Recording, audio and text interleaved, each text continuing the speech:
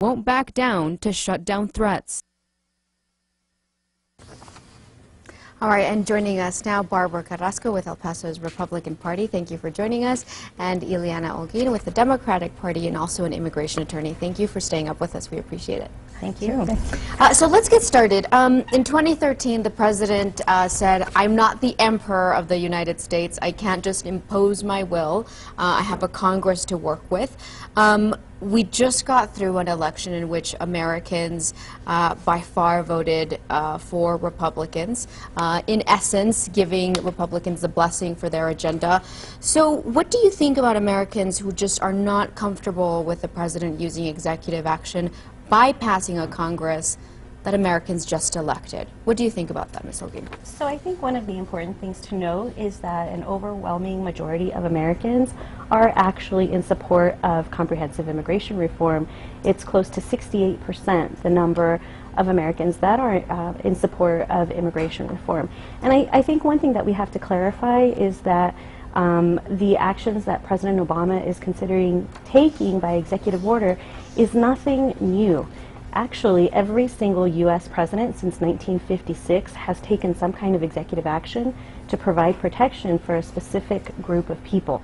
So what President Obama is considering is nothing new and certainly nothing illegal or outside of his power. Right, and we do know that two Republican presidents in recent memory, Ronald Reagan and Bush Sr., took executive action granting legal status to millions of undocumented immigrants. What do you think about this, Barbara? If Congress is so dysfunctional, the Senate passed some sort of immigration reform more than a year ago, but it's been stuck in the House. If they can't get it done, why can't the president say, "I'm going to make the system work better, even if I have to do it by myself"? Well, a little bit of history regarding executive orders on the part of President Obama. If you recall, in 2008, when he was running for office, then Senator Obama went out in public and specifically stated that one of the biggest problems facing the United States was the power that President Bush was giving to the executive branch, and so that when he got elected, that would not continue. So he has an about face on that. And then, if you will recall, when he was elected, he said the first thing he was going to do, his 2 years in office, the first 2 years, would be immigration reform. Well, he had the House and the Senate, and they did nothing. When he was running for re-election, on several occasions, he stated to a Hispanic group, he went on Face the Nation and Univision and other forums, and he specifically and clearly stated that the notion that he could do immigration reform by executive order was just not the case, that wasn't appropriate for his role as a president. So we have to question, why is it then that now, when he told us he couldn't do it by executive order, that he felt that there was too much power in the executive branch? How is it now that he can use executive power? And when he signed DACA, for instance, it was for a 2-year period of time. It has to be renewed. Right. They didn't get as many people applying for it as they had anticipated. So these are piece by piece patches to an broken, convoluted immigration system that we have. Now, some would say, though, that it's piece by piece because the Republicans asked for a sort of piecemeal approach instead of a comprehensive bill. But I do want to get to the point that you mentioned about the president. First, he said he'd have an immigration bill in the first 100 days of his presidency. Then he put it off another year, and then another one. And here we are, the last 2 years of his term. There's critics who say he could have done it before. It could have been done before. Why now? And why not, in goodwill, wait 2 months, 6 months to wait with the newly elected Congress? Well, again, this is completely within his purview as president. One of the things that I think gets confused a lot is this concept of comprehensive immigration reform, which Congress does have to pass. So that's providing lawful permanent resident status for individuals, that's impacting our employment-based immigration system, our family-based immigration system. So comprehensive immigration reform, when we talk about that, does have to be passed by Congress. President Obama isn't going to pass immigration reform on his own. He can't do that. But what he can do is focus on very specific areas, very specific populations of people who do need protection. He can prioritize enforcement priorities, the implementation of how the Department of Homeland Security implements our laws, and that's what he's looking at doing. And yes, while we would have liked to see comprehensive immigration reform at the beginning of this presidency, for a variety of reasons that hasn't been able to happen, but I'm happy that now we are going to see more action being taken, specifically now that we see Congress isn't willing to act on this issue. Okay, and we have to take a commercial break. We'll be right back. We're going to talk about those specific populations that the president appears to maybe target in his future action. So we're going to talk about that. You're watching ABC-7 Extra. Remember, you can share your comments, your questions. Call us at 496-1775. Email us at ABC7Extra at KVIA.com. Tweet me at MariaGABC7 or with the hashtag ABC7Extra. We'll be right back. Welcome back to ABC7 Extra. Glad you're with us. We're talking about immigration tonight. Joining us, Barbara Carrasco with the local Republican Party and Iliana Holguin with the Democratic Party. We have a tweet from Calvin. He says this is going to be a really difficult issue to resolve. There's always going to be a group that won't be satisfied. Then it'll be back to the drawing board once again, like it's continued to be for years. I mean, there's also just ideological differences, right, about how you tackle immigration. How do you come to a common ground? What is the common ground that Republicans and Democrats both have in this? I'd like to respond to something that Iliana said, that she's glad that the president is using the executive order. But I think that we need to understand that everything he's doing by executive order is a temporary matter. Right. Not only that, it's this idea of Luis Gutierrez, go big, go bold, and go broad, is just asking the Latino community, and I'm a Latina, and I disagree, I vehemently disagree, because we are settling for less than what we need to be. We need comprehensive immigration. We need it, and it needs to start with border security. These piece-by-piece patches that they're doing is just complicating the system more, creating more subsets of illegal immigrants, categorizing them, and they're not legal and they're not illegal, so they're in limbo. I want to talk about the issue of border security because that's something that always comes up, and I want to take a graphic showing how much money goes into securing the border.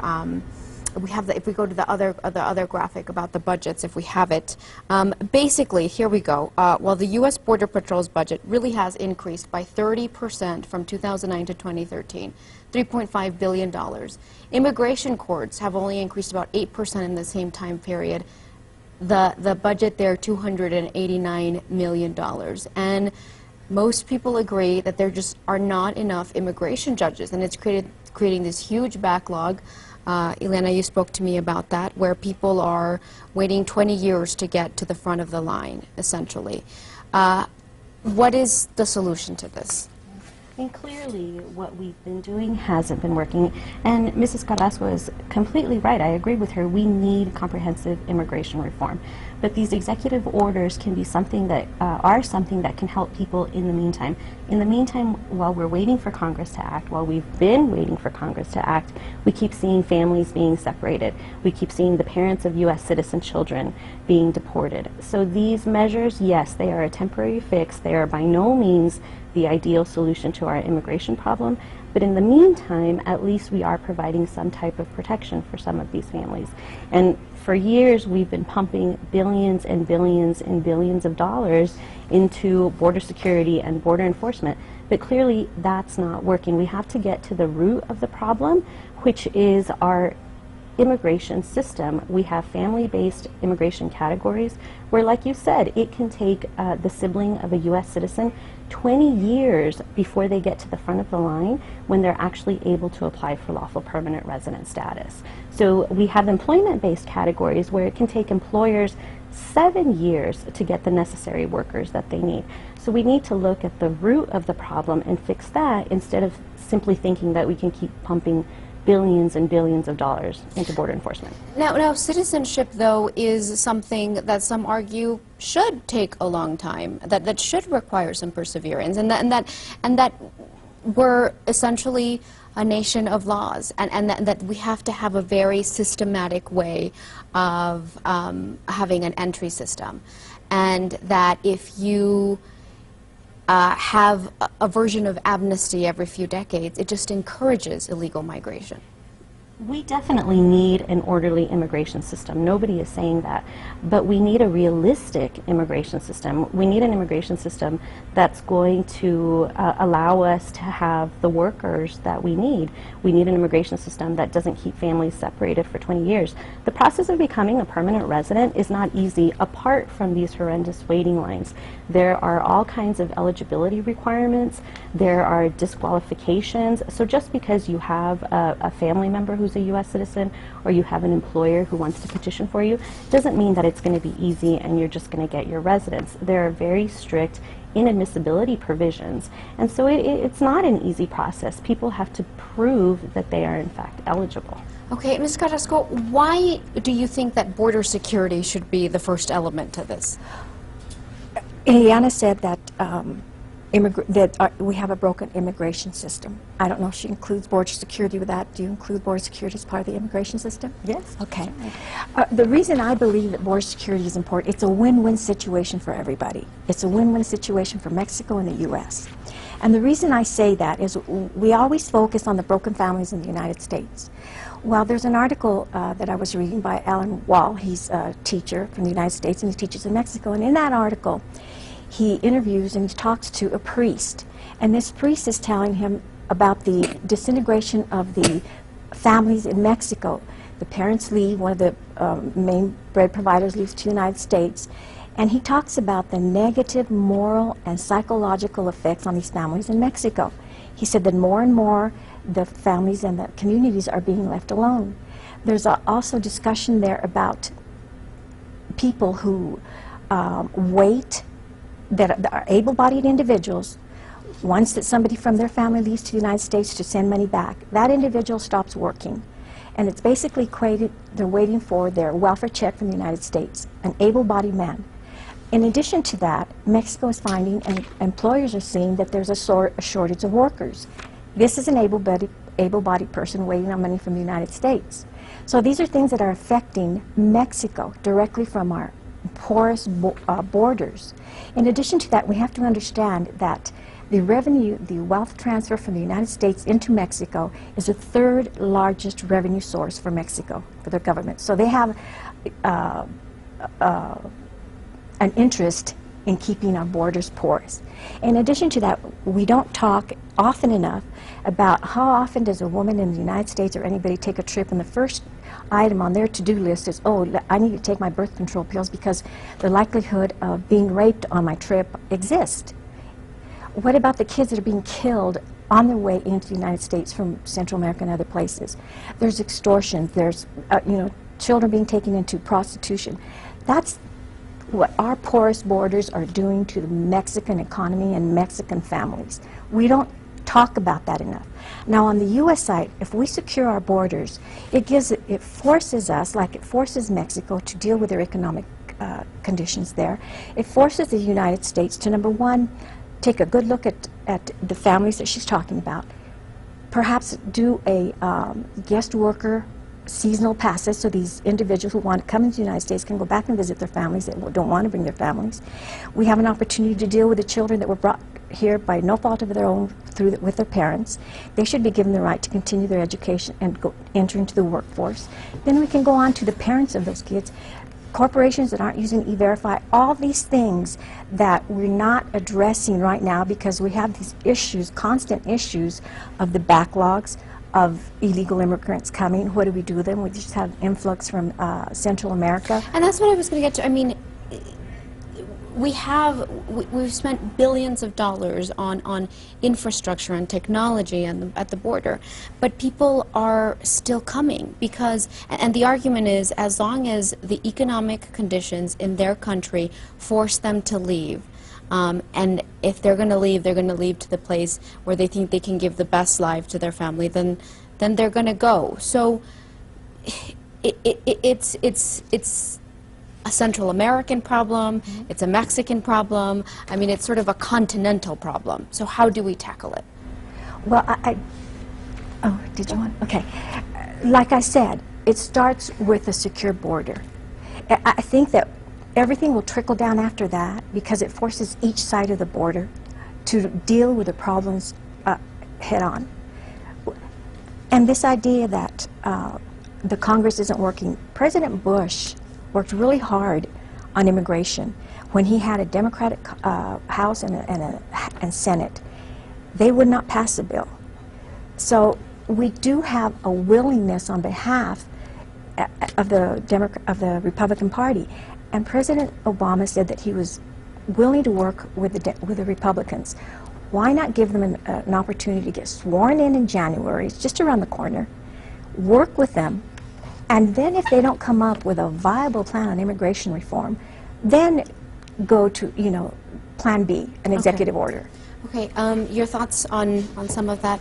Well, I don't see why it's necessary to wait on having some of these executive orders. President Reagan, President Bush Sr. both did that.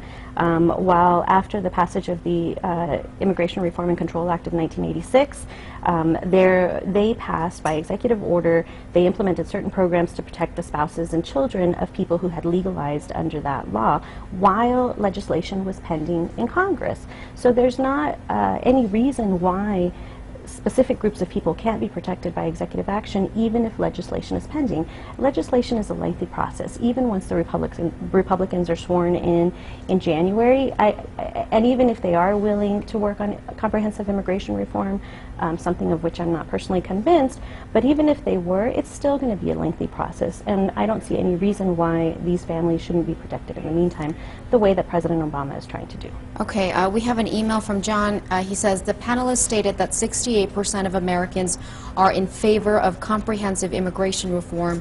That doesn't mean that they are all in favor of whatever the president or the illegal immigration lobby have in mind. In fact, there is a pretty good chance that a significant portion of those polled want greater restrictions on immigration. He goes on to say illegal immigrants don't do the jobs that Americans don't want to do. They do the jobs that Americans won't do for the level of compensation. They act to suppress wages by increasing the labor pool for unskilled labor. And this is something that comes up really often when you talk about immigration reform, and that's increasing the pool of unskilled labor. We're going to get to that after the commercial break. We'll be right back. You're watching ABC 7 Extra, so stay with us.